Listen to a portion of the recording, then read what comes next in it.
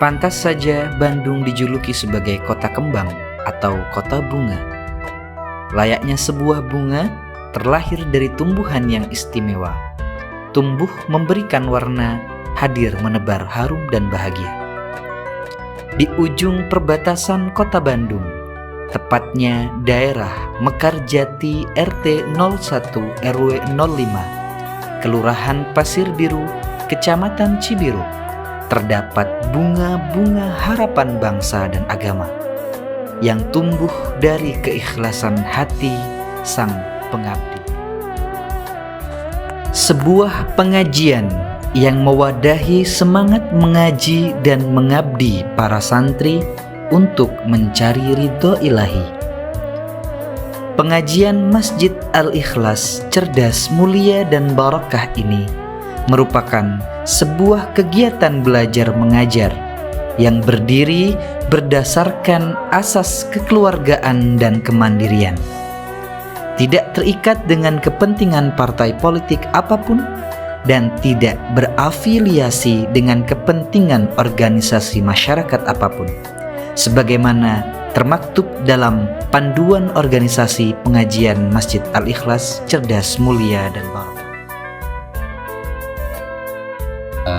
Sedikit ulasan tentang sejarah pengajian Masjid Jami Al-Ikhlas, yang mana pengajian ini dimulai dari tahun 2008, yaitu tempatnya di rumah di bawah.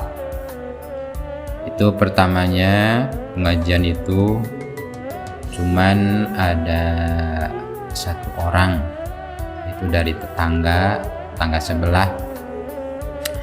Kemudian hari berganti hari, minggu berganti minggu, bulan ganti bulan,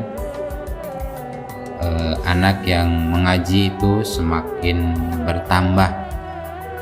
Akhirnya tidak tahu persis tahun berapanya, jadi pengajian di masjid di rumah itu tidak tertampung.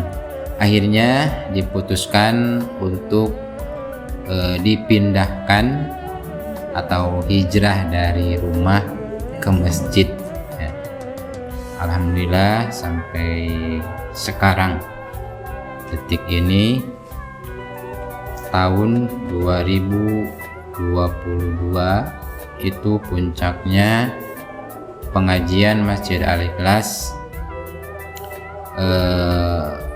menerima titipan anak santri sampai dengan 125 lebih santriwan santriwati, dan alhamdulillah banyaknya santri yang mengaji di sini. Saya sebagai pengasuh dan pengajar mendapat bantuan dari santriwan santriwati yang cukup senior untuk bisa mengabdi dan mengajar di masjid di sini. Saya ucapkan terima kasih. Semoga yang mengajar di sini, yang sedang mengabdi di sini, menjadi anak-anak yang soleh-solehah dan panjang umur, dimudahkan segala urusannya. Amin ya Allah ya Rabbal Alamin. Alhamdulillah alumni ya cukup banyak. Saya tidak bisa menerangkan secara detail ada berapa orangnya. Alumni dari pengajian ini mungkinlah sekitar 200 lebih, karena pengajian ini dulunya tidak ada catatan khusus seperti sekarang. Pokoknya intinya kepada seluruh santriwan santriwati yang mengajar yang belajar di Masjid Jami Al-Ikhlas, Saya doakan semoga menjadi anak-anak yang soleh solehah, amin ya Allah ya rabbal alamin. Dan orang tuanya juga yang menitipkan anak-anaknya di sini, semoga dilancarkan usahanya dan diberi barokah rezeki dan umurnya, amin ya Allah ya rabbal alamin. Sekian dari saya, terima kasih. Akhirul kalam, wassalamualaikum warahmatullahi wabarakatuh. Seiring dengan perjalanannya waktu, menjadikan pengajian Masjid Al-Ikhlas terus berkembang, menjadi lebih baik dalam segala hal, demi membentuk santri yang cerdas, mulia, dan barokah. Sebagaimana tercantum dalam visi misi pengajian Masjid Al-Ikhlas. Visi dari pengajian Masjid Al-Ikhlas yaitu menjadi lembaga pengajian yang mencetak santri cerdas intelektual dan spiritual, membentuk pribadi yang berakhlak mulia, dan melahirkan santri yang barokah di dunia dan di akhirat. Misi dari pengajian Masjid Al-Ikhlas yang pertama, menyelenggarakan pendidikan yang berbasis pada iman, Islam, dan ihsan. Yang kedua, menyelenggarakan model pembelajaran yang aktif, kreatif, dan efektif. Yang ketiga, menanamkan kesadaran santri akan berilmu dan beramal disertai akhlak mulia. Yang terakhir, mewujudkan santri yang mampu menebarkan kebermanfaatan di tengah-tengah masyarakat. Nah, itu dia visi misi dari pengajian Masjid Al-Ikhlas. Materi belajar pengajian Masjid Al-Ikhlas terbagi menjadi dua, materi dasar dan materi tambahan.